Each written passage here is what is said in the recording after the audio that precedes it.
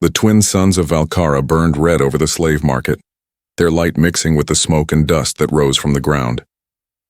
The air was thick with shouts, laughter, and the clinking of chains. Traders from different alien species stood around wooden platforms where frightened beings were displayed like broken machines. Every few minutes, the auctioneer's sharp voice echoed across the arena, calling for bids, his long tongue wet with greed. In the corner cage stood a young alien girl, small and thin, her silver-blue skin covered with dirt. Her long white hair fell over her face, hiding the bright golden eyes that once belonged to a noble race. She didn't cry. She had no tears left. The word bastard was burned into the collar around her neck, glowing faintly. The crowd stared with disgust. She was the unwanted child of two worlds, half human, half alien. To them she was shame-given form. Next, the auctioneer barked, pushing her onto the platform. The half-breed! The cursed child! The crowd booed. Some threw stones, others laughed cruelly. She's useless, one alien shouted. Not even fit for work. But then someone different stepped forward. A tall human man wearing an old jacket and carrying a tired look in his eyes. His name was Elias Ward, a widower from Earth who had lost everything, his wife, his son, his reason to smile. He had traveled through the outer colonies searching for work, not slaves. Yet something in him froze when he saw the girl's eyes.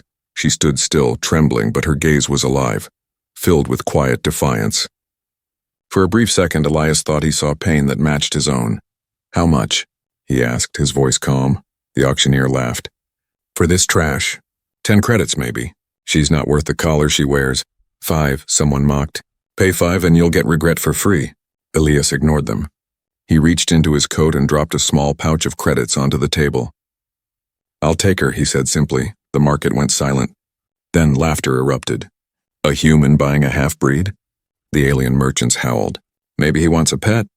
Elias said nothing. He signed the data pad, accepted the key to her collar, and took the girl by the wrist gently.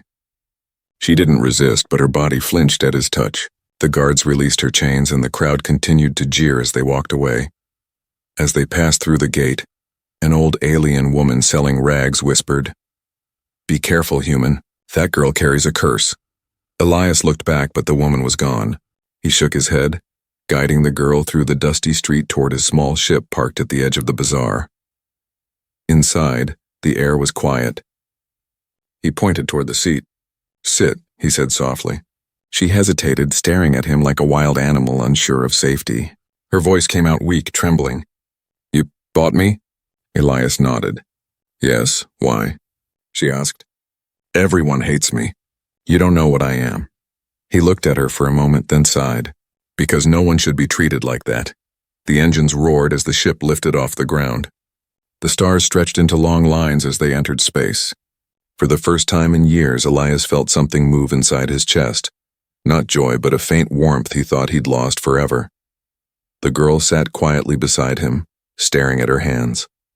She whispered something in a language he didn't understand. He caught only one word repeated again and again. Home.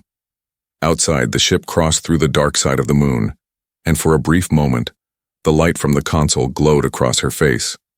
Elias noticed strange marks along her neck, symbols that shimmered faintly under her skin. They looked ancient, almost royal.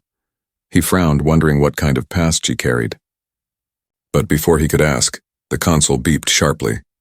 A red light flashed on the screen, signal detected. Elias stared at it, confused. The transmission came from the collar he had unlocked only minutes ago. Somewhere across the stars, someone had just received a message. She's been found. The girl turned her face away, whispering under her breath. Her eyes filled with fear. Elias didn't know it yet, but by freeing the bastard daughter, he had just made himself an enemy of an empire. And the real story, the one that would shake the galaxy, had only begun.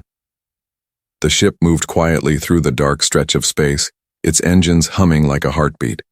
Inside the small cockpit, Elias sat at the controls, his tired eyes fixed on the endless stars ahead. Beside him sat the alien girl, small and silent, her silver-blue skin glowing softly in the dim light. She hadn't spoken since they left the market. She only stared out the window, watching the planets drift by like forgotten dreams. Elias tried to focus on the flight route back to Earth, But his mind kept returning to the girl's eyes, those golden, trembling eyes that seemed to hold 1,000 unspoken stories. He wondered what kind of life she had lived before the auction. What kind of cruelty had broken her down so much that she no longer looked human. Or alien. Just lost. He opened a small pack of rations and placed one in front of her. "Eat," he said gently. The girl didn't move. "It's food," he added. Safe. Still, she didn't touch it. Instead, she whispered in a soft voice, almost like a prayer. "Humans eat this?" Elias smiled faintly. "Yeah, not good, but it keeps us alive." To show her, he opened his own pack and took a bite. Slowly, she copied him. The taste made her frown, but she kept eating. Small bites, cautious and quiet.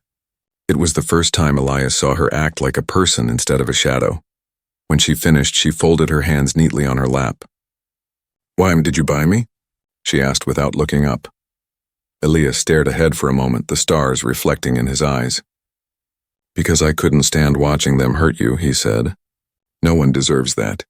Not even out here." The girl looked confused. "You don't know who I am," she said softly. "I don't need to," Elias replied. "I only saw a scared child." Her lips trembled as if she wanted to say more, but then she looked away. For a long time there was silence, just the hum of the ship and the faint ticking of the old navigation panel. Then something strange happened. The lights flickered for a second and the console let out a faint beep. Elias checked the screen. The same red signal from before flashed again. The message still pulsed. Transmission active. Location tracked. Elias frowned, typing quickly to trace the source.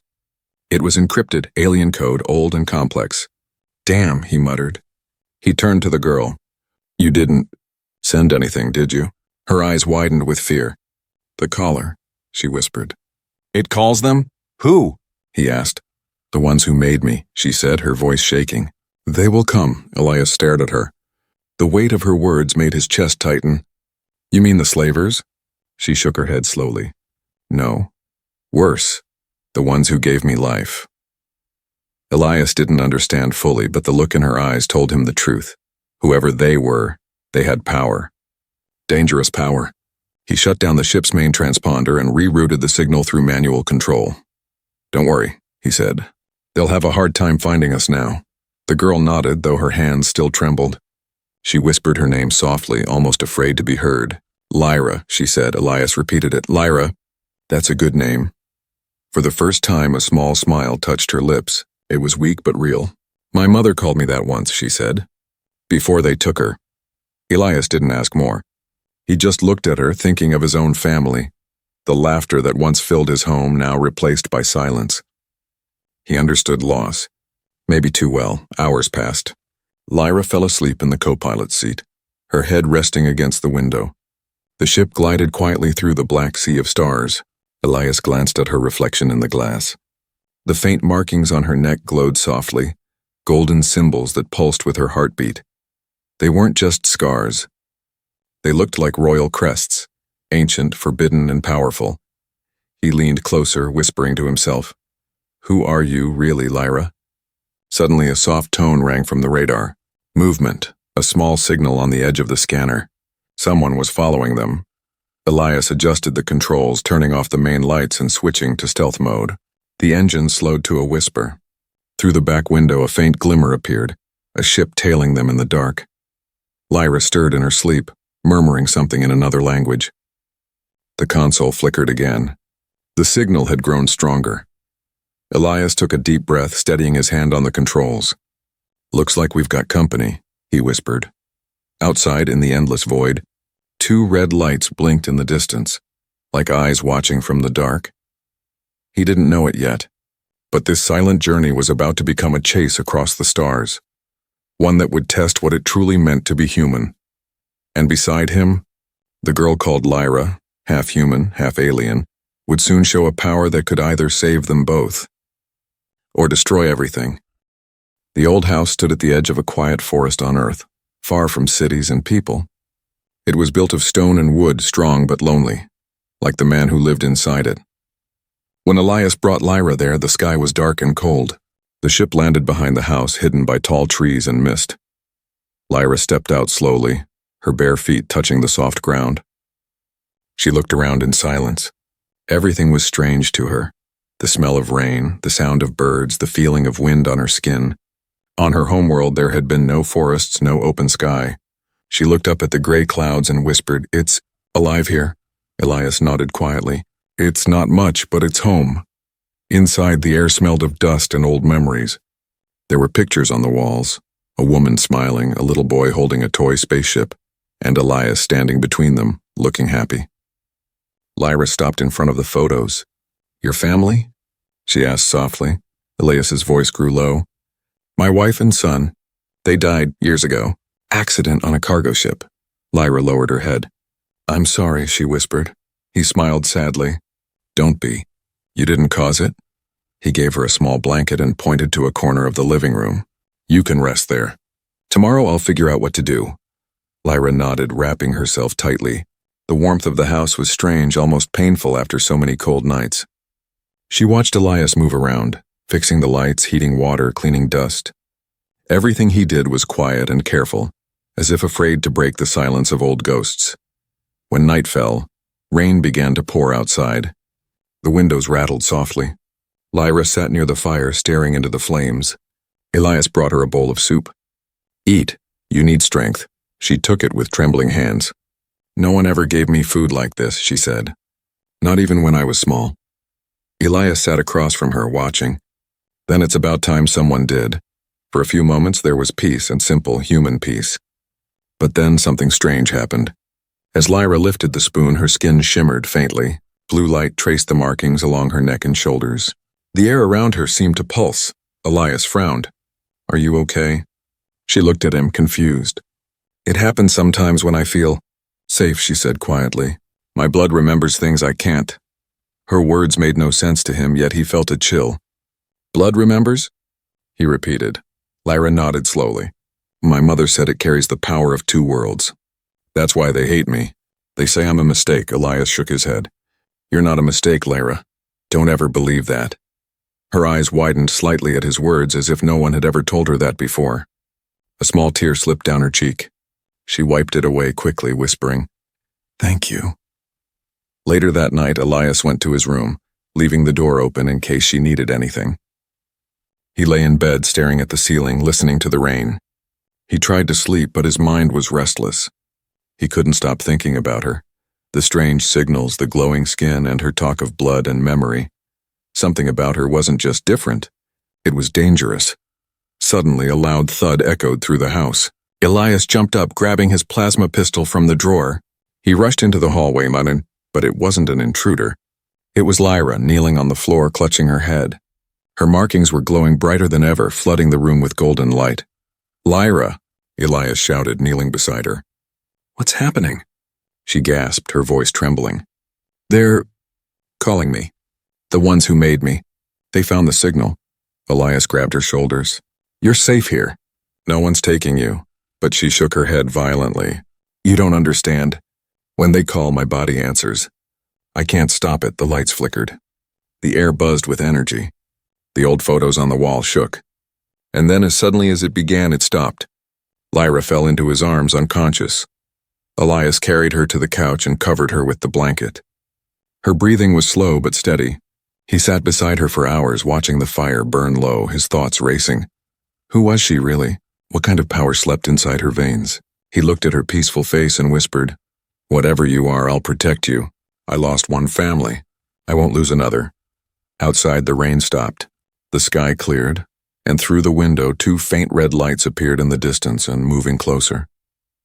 Elias didn't see them. But Lyra's fingers twitched in her sleep, as if her body already knew what was coming. The first night in the House of Memories had ended. But the storm was only beginning. Thunder rolled across the dark sky as night returned to the forest. Elias stood near the window of his old house, staring out into the endless rain. He could not shake the feeling that something was watching them from beyond the trees. The storm was loud, but under its sound he thought he heard something else, a low hum like metal engines far away. Inside, the firelight danced on the walls. Lyra slept on the couch, wrapped in his old blanket. Her breathing was steady now, but faint golden light still flickered under her skin, moving like rivers of energy. Elias sat in silence, trying to understand the impossible. He had seen aliens before. He had fought in wars between species, but never anything like her. She was more than a survivor. She was something powerful, something dangerous. A sudden flash of lightning filled the room. For a split second, the marks on her back became visible through the thin fabric of her clothes, glowing, shaped like spirals and stars. Elias froze. He stepped closer, his heart pounding. The symbols looked familiar. Not from Earth, but from the galactic emblems he once saw during his service. "Royal symbols, Lyra," he whispered. Her eyes snapped open. Golden light reflected in her pupils. She sat up fast, breathing hard. "Where am I?" "You're safe," Elias said softly. "You were shaking earlier." "I think you passed out." Her gaze darted around the room, then fixed on him. "You saw it, didn't you? The marks." Elias hesitated, then nodded. "What are they, Lyra? Who are you, really?" She looked away, tears forming in her eyes. "I shouldn't exist," she whispered. "My birth was forbidden. My mother was from the royal house of Virka, and my father was human." Elias felt the air leave his chest. "A human?" She nodded slowly. "He was a soldier from Earth. He fought in the first contact wars.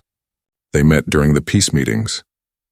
They fell in love, but our kinds weren't meant to mix. The council called it betrayal." Lightning struck again, shaking the windows. Elias listened, silent and still. "When I was born," Lyra continued, her voice trembling, "the council ordered my death. My mother hid me with rebels, but they found us. She was executed. I was taken. They used me for experiments to understand how human and alien blood could mix. That's why I glow.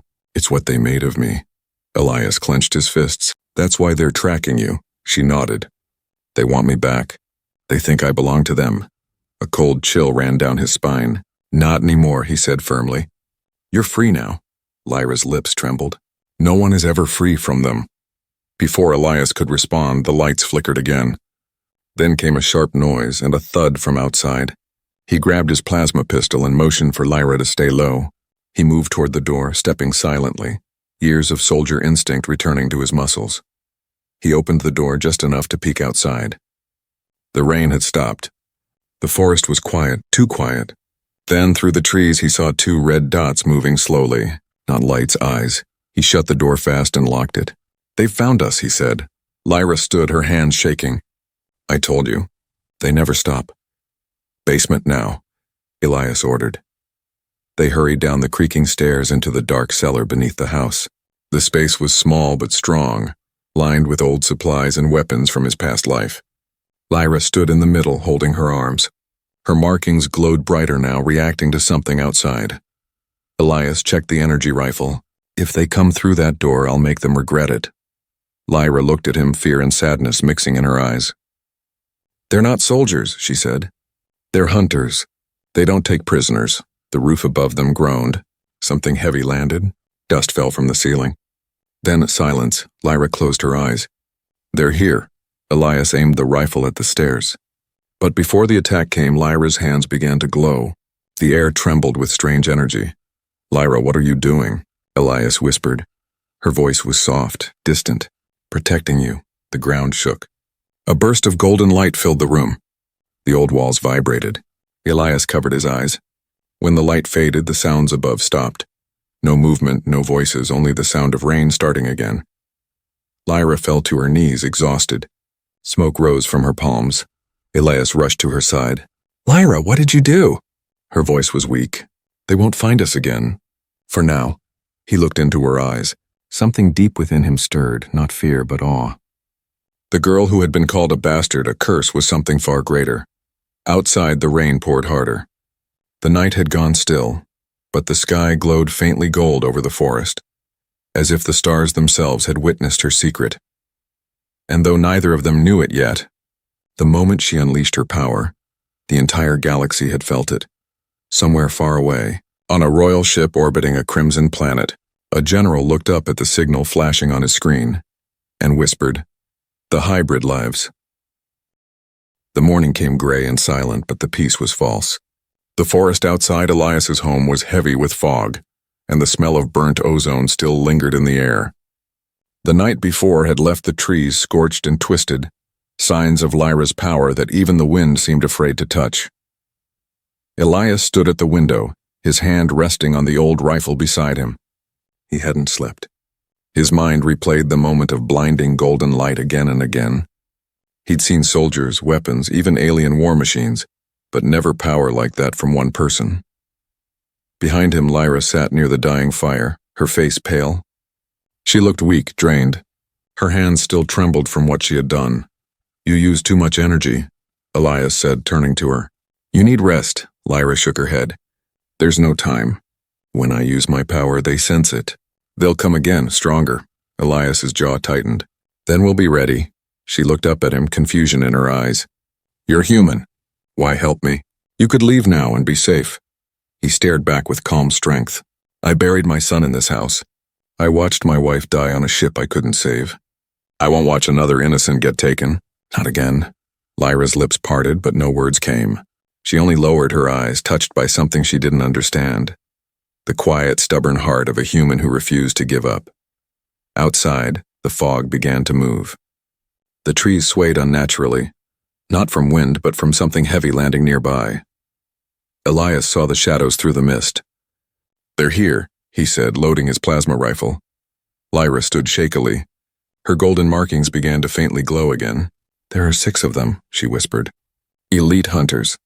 I can feel their energy." He checked the window. She was right. 6 armored figures, tall and faceless, moved through the fog with precision. Their armor shimmered black and silver. They carried alien weapons that pulsed like breathing machines. Elias knelt near the door, heart steady.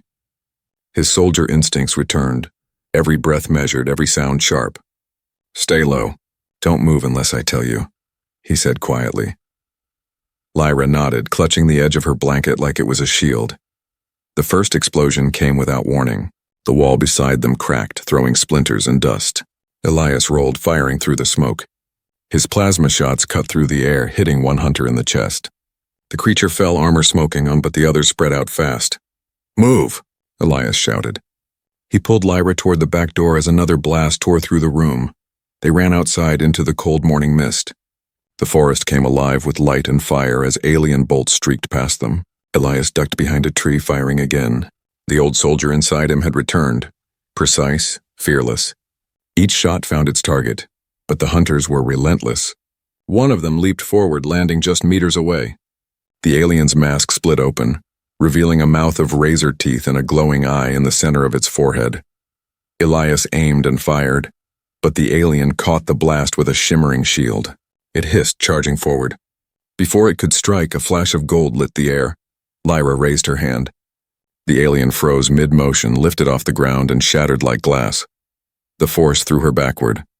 Elias caught her before she hit the ground. "You okay?" Her breathing was ragged. "They keep coming," she whispered. "I can't hold it for long." Elias looked around. More shadows were appearing in the fog. "We need to move, now." He led her through the forest, following a narrow path toward the river that ran behind the mountain. The ground was slippery, the air buzzing with the hunters' scanners. "Elias," Lyra said weakly, "if they take me, they'll kill you too." He shook his head. "Then they'll have to go through me first." They reached the riverbank, but the sound of engines filled the air. Above the trees, a ship descended, black and massive, its lights cutting through the fog. Lyra's eyes widened. "That's their command ship." Elias gritted his teeth. "Then we end this here." He knelt beside her, holding her hand tightly. "Listen, Lyra, you're not a mistake. You're not their weapon. You're proof that we, humans, can care even when the galaxy can't. Remember that." Tears filled her golden eyes. "Why do you keep saying that?" "Because someone has to remind you what being alive means." The ground shook as the ship landed. Doors opened and dozens of armored figures stepped out. Elias stood tall, weapon ready. Lyra rose beside him, her power flickering like sunlight through water. The hunters surrounded them. The leader stepped forward, its voice mechanical and cold. "Return the hybrid. The human will be spared." Elias's voice was calm, strong. "You'll have to kill me first." The leader tilted its head. "As you wish." But before the attack could begin, Lyra stepped forward, her body glowing with blinding light. "No," she said, her voice echoing like thunder. "No more running." The storm broke loose again, and the entire forest lit up in gold. Golden light flooded the forest like dawn breaking through darkness. The blast from Lyra's power sent shockwaves through the air, throwing the alien hunters backward. Trees cracked and splintered, smoke rising from the ground. Elias fell to his knees, covering his eyes from the blinding glow. When the light faded, silence returned, deep, heavy, and strange. The hunters were gone. Only scorched earth remained where they had stood. The ship that had hovered above them was now nothing but a wreck of burning metal scattered across the valley. Elias turned to Lyra. She stood in the center of the clearing, breathing hard, her skin faintly glowing. The golden markings across her body pulsed softly, fading with each breath. She looked weak, trembling as if the power had drained the very life from her. He ran to her and caught her before she fell. "Lyra, stay with me!" Her voice came out soft like a whisper on wind. "I didn't mean to destroy them all. I only wanted it to stop." Elias held her close. "You saved us, Lyra, that's what matters." Her eyes filled with tears. "No one's ever said that to me before." He lifted her gently and carried her toward the old cave near the river. Inside it was dark and cool.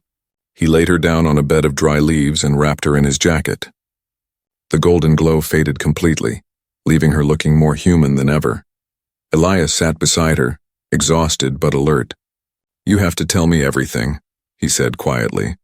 "Who did this to you? What are you really?" Lyra looked at him for a long moment, her eyes reflecting both sorrow and strength.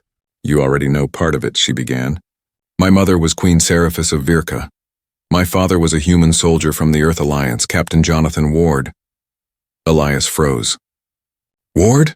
Lyra nodded weakly. "Yes, you share his name." Elias's heart skipped a beat. "Jonathan Ward was my older brother. He died before the ceasefire. He never came home." Lyra's eyes widened, her lips trembling. "Then, you're my uncle." The words hung in the air like thunder. For a long time, neither of them spoke. Elias felt his hands shaking. All this time, he thought he'd just rescued a stranger. But she was family. His own blood. He swallowed hard, his voice cracking. "My brother loved someone from Virka. Everyone said it was a rumor that he was killed because of it. They never told us about you." Lyra's eyes filled with tears. "He died trying to save my mother. They called him a traitor, but she called him a hero. His blood, and hers, became mine." Elias's chest tightened. He placed his hand on her shoulder. "Then you're not a curse, Lyra. You're proof that love can exist between worlds." She shook her head sadly. "The galaxy doesn't see it that way.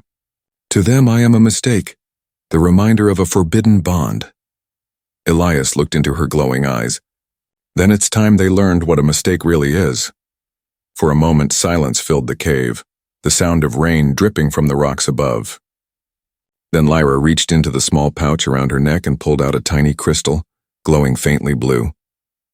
"This is all that's left of my mother's memory," she said softly. "It holds her voice. I never played it for anyone before." She pressed the crystal gently. A soft light appeared above it, a holographic image of a beautiful alien woman with white hair and golden eyes. Her voice echoed through the cave, calm and full of warmth. "My daughter, if you are hearing this, it means I am gone. You are the bridge between two worlds that once hated each other. Do not let them make you believe you are less.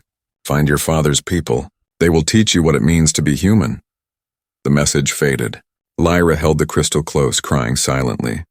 Elias's own eyes burned as he looked at her. His brother's child, carrying the weight of an entire galaxy's hatred. He placed his hand gently over hers. "You found his people, Lyra. You found me." She smiled weakly. "And you didn't run away." Elias chuckled softly. "Humans don't run from family. Not even across galaxies."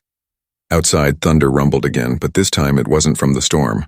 A deep vibration shook the ground. Elias stepped to the cave's entrance and looked up. High above the clouds, massive ships were moving. Not hunters, but war cruisers. The royal fleet of Virka. Lyra joined him, still weak but standing tall. "They've come for me again," she whispered. "The council knows I live." Elias tightened his grip on his weapon. "Then they'll have to deal with both of us." Lyra looked at him, her golden eyes fierce and determined. "If they attack, many will die. I can stop them, but it will reveal everything. My power, my bloodline, the truth about my parents." Elias placed a hand on her shoulder. "Then maybe it's time the truth came out." As the royal fleet's lights filled the sky, Lyra stood at the edge of the cave, her hair lifting in the rising wind. The blood of two worlds flowed through her veins. One human, one alien, and now both were calling her. She whispered softly, "The galaxy will know who I am." Elias stood beside her, his rifle ready, his heart steady. Let them come. The clouds split open with thunder as the royal fleet of Virka filled the skies above Earth's forest. Giant warships floated like mountains in the air, their metal bodies glowing blue under the storm. The sound of their engines shook the ground, sending leaves flying and rivers trembling. Elias stood beside Lyra at the mouth of the cave, the wind whipping through his hair. His rifle felt small compared to the power that hovered above them, but his eyes burned with the same fierce light as hers. He had faced death before, but never for something this big, this personal. Lyra watched the sky in silence. The golden marks along her skin began to glow again, but this time there was no fear in her face. Only calm determination. "They know I'm alive," she said softly. "They'll try to take me by force." Elias looked at her. "Then we give them a reason to stop trying." From above, a deep voice echoed through the storm, mechanical, cold, and filled with authority. "Hybrid child of the outlawed bloodline, surrender yourself to the council. The human who shelters you will be destroyed if you resist." Elias raised his voice, shouting into the sky. "You'll have to kill me first." There was silence for a heartbeat, and then beams of blue light began to descend. Trees exploded, fire spreading across the valley. The ground trembled beneath their feet. Lyra stepped forward, her eyes glowing gold. "Stay behind me," she said quietly. "Not a chance," Elias replied. Lyra closed her eyes. The wind stopped. Even the storm seemed to hold its breath. Then with a single step forward, she raised her hands and the world changed. The air shimmered with golden energy, spreading outward in a wide circle. The lightning froze mid-air, the fire turned to light, and the royal ships above suddenly faltered, their engines whining in confusion. From every corner of the fleet, voices shouted in panic. "Power disruption! Energy cores destabilizing." Inside the command ship, the Supreme Admiral of Virka stood from his throne, his face pale. "She's activating the core signal," he whispered. "That's impossible." Back on the ground, Elias watched in awe as Lyra's power filled the sky. The golden light stretched upward, touching the clouds and then spreading across space itself, a beam bright enough to be seen from orbit. Her voice echoed through the air, carried not by sound, but by energy.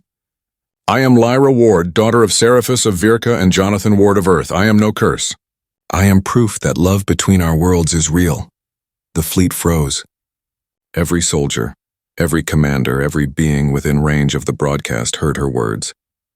The message spread across the network, bouncing between systems, reaching even the distant colonies of both species. Elias could feel the energy surging around them. "Lyra, you're draining yourself," he shouted. She smiled faintly. "It's okay. This is what I was meant to do." Her light grew stronger until it turned the night into day. The warships began to power down one by one, their weapons melting into silence. The royal crest of Virka appeared in the sky, burning gold instead of silver, the ancient sign of peace. But with great power came a price. Lyra's body trembled, her knees weakening. Elias caught her as she stumbled. Her skin felt cold now, the glow fading fast. "Lyra, stop," he said, holding her close. "You've done enough?" She looked up at him with soft eyes. "No, uncle, not yet. They must see what it means to be human." Then she placed her hand over his heart. A faint golden spark passed from her palm into him. The energy that surrounded them changed, shifting from rage to warmth, from fire to light. The golden wave pulsed one last time across the sky and vanished. Silence followed. The storm ended. The clouds opened and sunlight broke through for the first time in days. High above, the royal fleet began to retreat. One by one, the ships turned and vanished into the stars, leaving Earth untouched. Elias looked at the empty sky, then at the girl in his arms. "It's over," he whispered. Lyra smiled weakly. "No, it's beginning." Her glow faded completely, but her eyes remained bright. "The galaxy knows now. They can't hide the truth anymore. Humanity showed them what love really is." Elias's voice shook. "Your family, Lyra. You'll always have a home here." She nodded slowly, resting her head against his chest. "Home," she whispered. That word. It feels warm. As the morning sun rose higher, golden light spread over the ruined forest. Birds began to sing again. The scars of battle were still there, but life had returned. Elias carried Lyra back toward the old house, the house that had once been filled with sorrow, but was now filled with something new. Hope. He looked up at the clear blue sky and said softly, "You doubted humans existed. Now you know what we are." Far beyond the atmosphere in the void of space, the message Lyra had sent continued to echo across systems, on alien worlds and human colonies alike. Her words replayed again and again, reminding them that the future was no longer built on war, but on the courage of one human, and one alien child who believed in love.